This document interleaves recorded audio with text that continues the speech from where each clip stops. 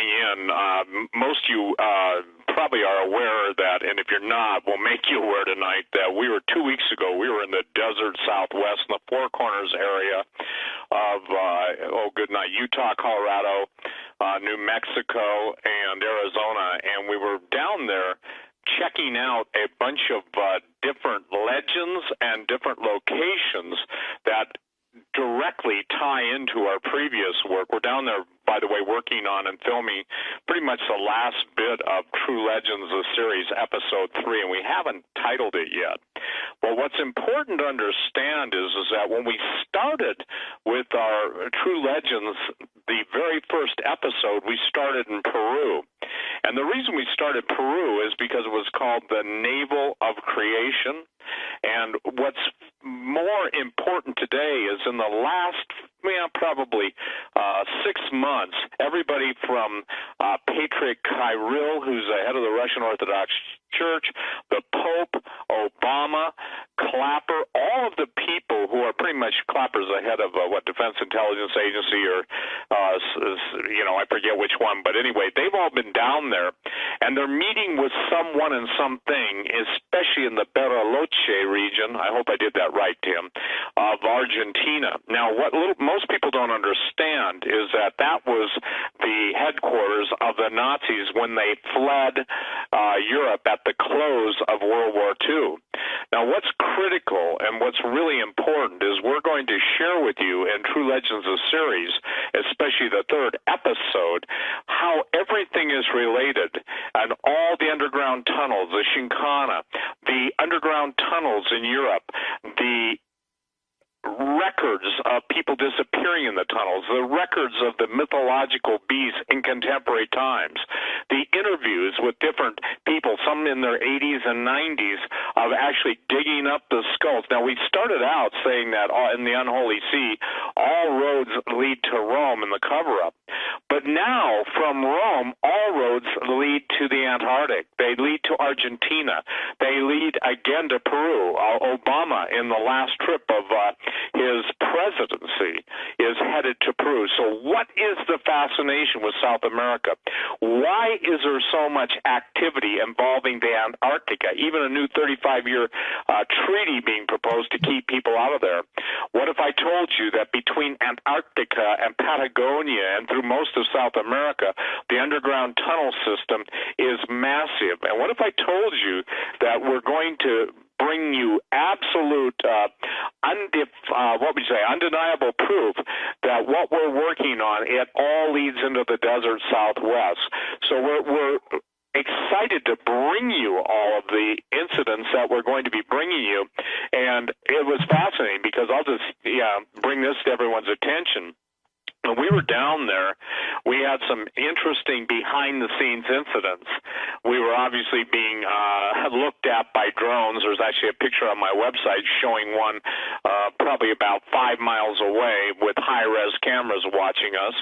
Obviously, we're meeting with different Native American elders who are very much aware of where these stargates are, and even to this day hold ceremonies to open the stargates, and the entities that come through the gates give them a picture, if you will, and explain to them what's going to be happening.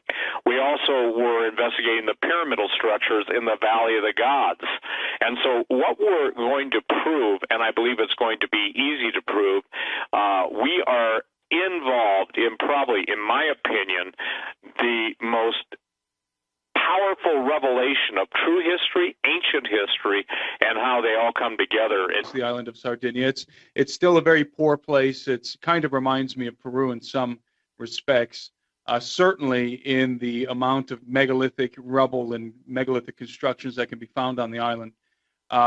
It's a place that's been overlooked, and but it's a place that we've taken a very good look at. Again, we've gone there twice. One time was a preliminary trip to kind of check things out. The second time we went with our professional film crew, and we shot footage that will be featured in the next documentary film, episode 3 of our True Legends series. So we're really excited about not only the content that we were able to film in Sardinia, but we're also very excited about how that content correlates with what we've already filmed in Peru, and also what was featured obviously in our last two documentaries, Peru, Bolivia, Malta, Rome, but also how it correlates with the new subject matter that we're dealing with, as Steve said, in the desert Southwest, dealing with some of the Native American legends, and also with the Smithsonian cover-up.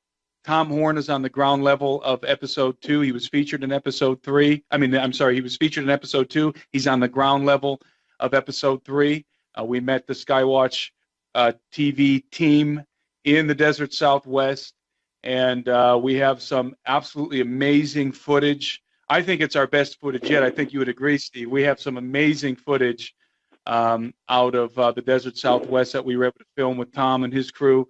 And all the pieces are coming together. And what's really exciting is, again, how the narrative continues through the very first film where we started in Bolivia all the way through the desert Southwest and Sardinia. The same threads that we began to unravel a couple of years ago, we're still unraveling them in episode 3, including the unholy sea, the cover-up of the unholy sea. You're going to discover that that narrative doesn't disappear in episode 3. In fact, it is consistent. It's a constant issue that we run into everywhere we go. So for those of you who have seen episode 1 and episode 2 and who enjoyed episode 1 and episode 2 of our documentary film series, True Legends, I think you're going to really, really like episode 3, because we keep upping our game every time we approach a new film in terms of the quality, in terms of our equipment, in terms of the way we're presenting the content. And certainly we upped our game from episode 1 when we produced episode 2, and we are in the same trend for episode 3. So episode 3 is in post-production today. I mean, it didn't start today. It started a couple weeks ago, post-production, but I mean, we literally stopped working on the film to do this radio show, because we want a early spring release on the film, and the content is so important. It's so relevant to everything that's happening in the world. And again, I think that people are going to be very excited about what we present. We have, as Steve mentioned, in this film, episode 3, the one that's under post-production right now, we have multiple eyewitness testimonies of individuals, elderly individuals, most of them, that were personally involved in digging up the bones of giants. And some of them dug the bones of giants up haphazardly. They weren't looking for archaeological artifacts. They were digging in fields. They were plowing in fields, and they came across many, many skeletons of very large giants. We're not talking 7.5 feet tall guys. We're talking 13 feet plus in some cases. And also individuals who were hired by the government of Sardinia, hired specifically to do archaeological digs to dig up the bones of giants. And you can probably already guess where those artifacts went, directly into the hands of the Church of Rome, literally into the hands of the agents, the priests, and the Jesuits of the Church of Rome. So that thread is definitely continuing into episode 3. So we're really excited about the content, and we know that for those of you who have not seen episode 1 and episode 2, go see the films, either stream them or buy the DVDs, because this is a series. This is a trilogy of films. And it's really the content we've been dealing with in the first 2 episodes is crescendoing in the 3rd episode. Kick it back to you guys.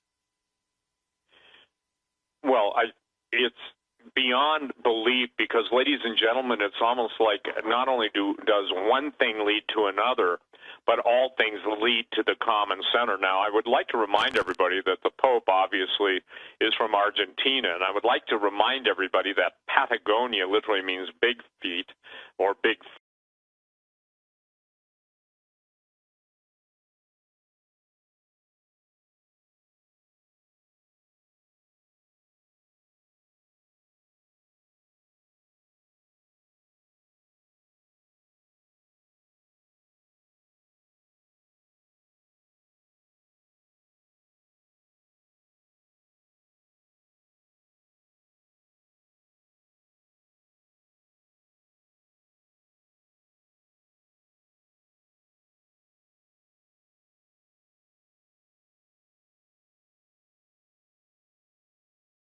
foot. And I would like to remind everybody that now it seems like without a doubt, Antarctica is in the news, whether it's the new 35-year-old treaty. Now, again, I want to share something. Admiral Byrd said, and this is interesting, his quote was, "Antarctica is a land of everlasting mystery." It's hard for people to entertain a hollow earth. It's hard for people to entertain the idea that all of the major governments of the world have been keeping something hidden. And it's really becoming, I guess, obvious that just as God has revealed the sins of America's leaders and the other leaders of the world, that we're seeing unparalleled times. And Tim and I operate on the, I guess you'd say, the declaration from the Word of God that there's nothing that's been hidden that won't be revealed. Now, why is this critical? We will show you in episode 3 that it's imperative to get a grasp on who controls the technology of the world. If you go on the Alberino analysis, you can basically see Tim's presentation on Sir Francis Bacon and the New Atlantis, and how even then they knew of advanced technology, which they could have only gotten from the ancients. It's also imperative that you know that literally there's something and someone that the world leaders pay obeisance to that's under the ice, New Schwabenland, New Swabia.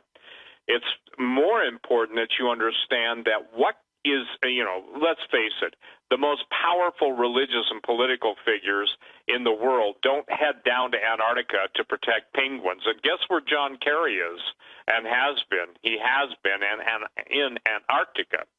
So when you understand that the tunnel system, the Shinkana, that Anselm P. Rambla is on record within the DVD, The Unholy Sea, that is a worldwide phenomenon.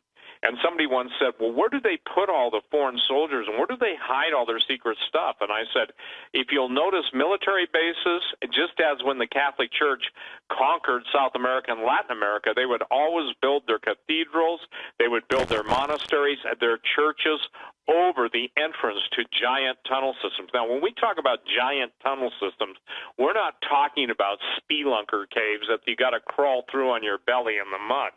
We're talking about such vast cavernous areas that literally some of them are so big they can drive multiple 18-wheelers abreast through. The Ural Mountains, in which Yamato, if you will, the Russian equivalent of Cheyenne Mountain, is said to be so big and so large that you can fly airplanes in it. So when we're talking about the ancient civilizations, it's hard for the human mind to wrap itself around this thought. What you know and what you've been told is not true. And even on the front of Drudge tonight, they're talking about super soldiers. You know, Tim, when we first started talking about that, Hawk and I started talking about that years ago, people just couldn't embrace it. And when we talked about the DNA of giants, let me make it easy for people. We're talking about giants in history after the flood between 12 and 18 feet, prior to Noah's flood, in which the earth was destroyed in Jeremiah's flood. In Jeremiah chapter 4, the giants were 36 feet tall. And if you want to just get a feel for ancient history, you can go look up the Sumerian Table of Kings. Now, what's important to understand is that Tom Horn, Tim, and I were down the desert Southwest. We're writing, and I can't give you the name of the title of the book yet, but we're co-writing a book that will be released along with the DVD in March. All I will tell you is this. Everything I've done to date isn't even as mind-blowing as what we're going to be producing. It's like the Lord himself, in his mercy, his grace, and ye shall know the truth. The truth will set you free. But it's by abiding in his word. So everything we do, ladies and gentlemen, is based not only on Genesis 6, Numbers 13:33, and 33 other interesting numbers of all of the fallen angels and their offspring, but if you will, the ecclesiastical, the official denial of the fallen angels. Now, why is this critical? Some people have a hard time embracing that a third of the angels fell and were in rebellion against God. those angels existed on earth and built the earthly empires that we only hear of as myth and legends, whether it's Lemuria, Hyperborea, Atlantis, etc. So there's a giant disconnect between the Sumerian Table of Kings that goes back hundreds of thousands of years and the 6,000 years of creation. It's my position and Tim's position that when we're talking about Adam and Eve being created in the image and likeness of God, that is a true biblical narrative. But what most people can't grasp is something very catastrophic and cataclysmic happened prior to the recreation of the earth in Genesis 1:1 and 1:2. People will fight over the word replenish. You can go to Isaiah 45 and see that God did not create the earth, in chaos and void. And then you go to Genesis 1:1 and 1:2, and basically without form and void. In the beginning, God created the heavens and the earth was without form and void, and darkness was upon the face of the deep. How do you reconcile that? Well, the antagonist of faith will say, see, the Bible basically disputes itself or is at war with itself, but it's not at all. They're two separate events. And this is something that's very typed in even our lives as believers.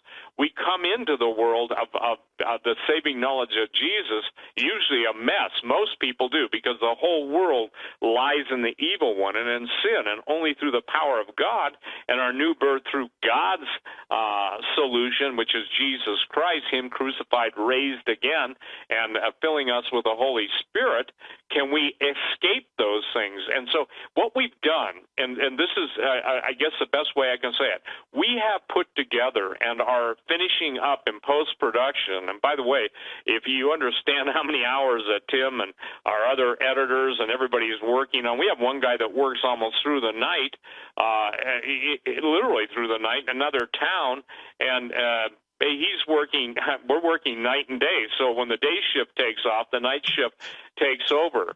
And what's fascinating, and I think I use that word maybe a little bit too much, but what's very, very important is that the history that you're seeing in the headlines, whether it's the Pope in Argentina, Antarctica, and the hunt for Hitler, or that you're seeing on the History Channel.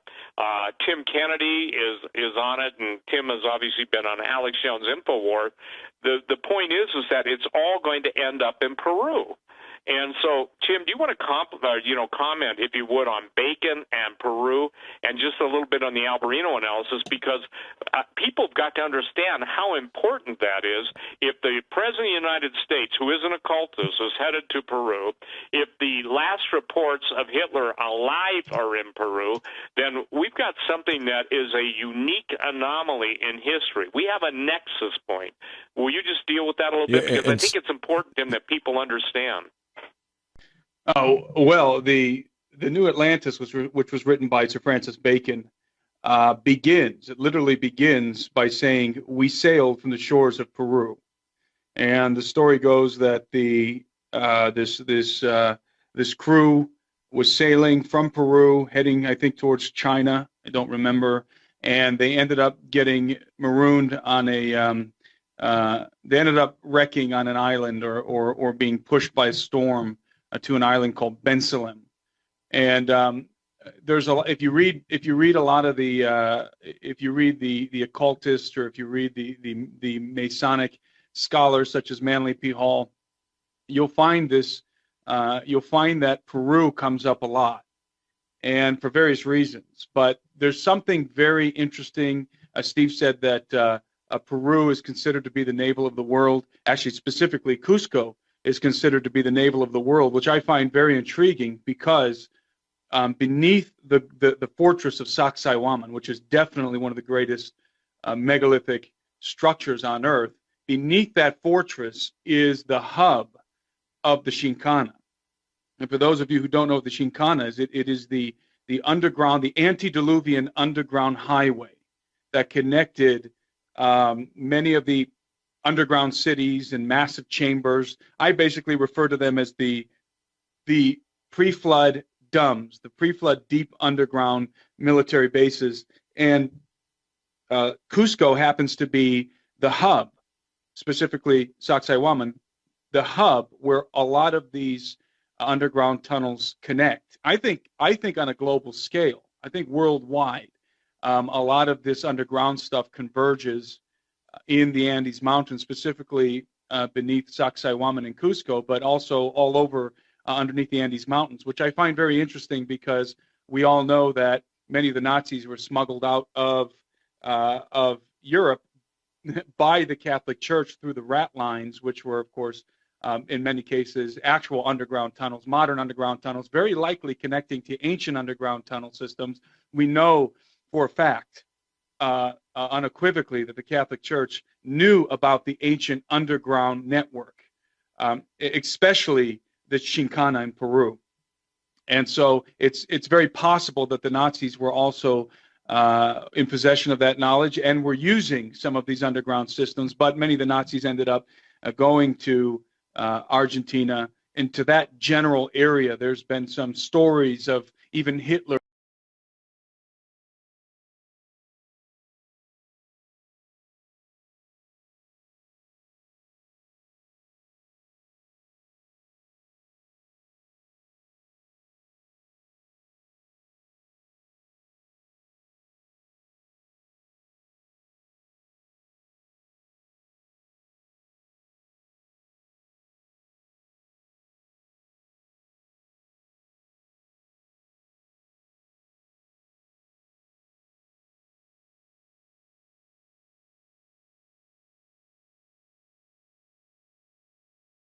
making his way up to parts of Peru.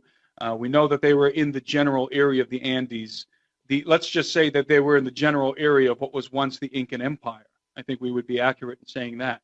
So it's very likely that there are underground tunnels. I would say that in my mind, I know in Steve's mind, it's very definite that there are underground tunnels, part of the Chincana system in South America, that actually lead to Antarctica.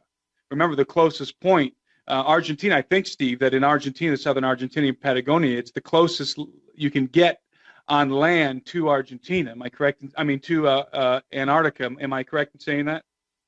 Yes.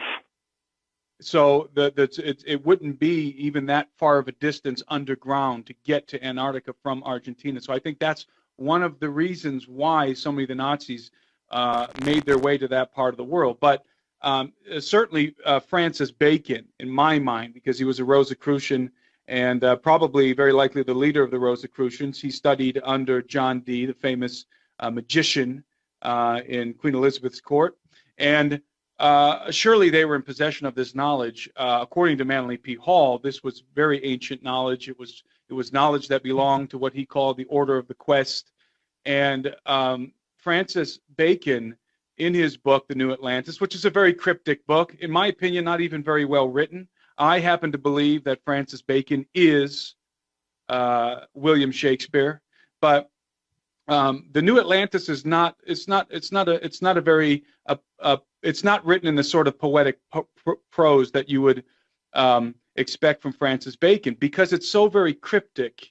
It's a very esoteric work in which he basically communicates. I believe in the book he's communicating to the mystery schools, to the adepts of the mystery schools. He's communicating the kind of technologies that the mystery schools, that the Order of the Quest are aware of, that they know that these technologies existed in the world, and Francis Bacon was, in a sense, predicting that they would once again exist. Francis Bacon, in his book, The New Atlantis, he knew about these advanced technologies, and he knew that we would have skyscrapers. He knew that we would have very advanced underground bases and cities. He knew that we would have laser technology. He knew that we would have magnifying glasses, earphones. I mean, just there's like a dozen things that this guy was able to foresee. And the reason why he could look ahead and see the technologies that would be appearing on the earth is because he was looking behind. He was in possession of the information concerning the world before the flood of Noah. And in fact, we know that that's the case because Francis Bacon, when talking about the island of Bensalem, he describes it as a place that survived after the great cataclysm, after the great flood. So this is a civilization, a pre-flood civilization, an advanced civilization that survived the flood, and they're in possession of all of this fantastic technology. And specifically, it's the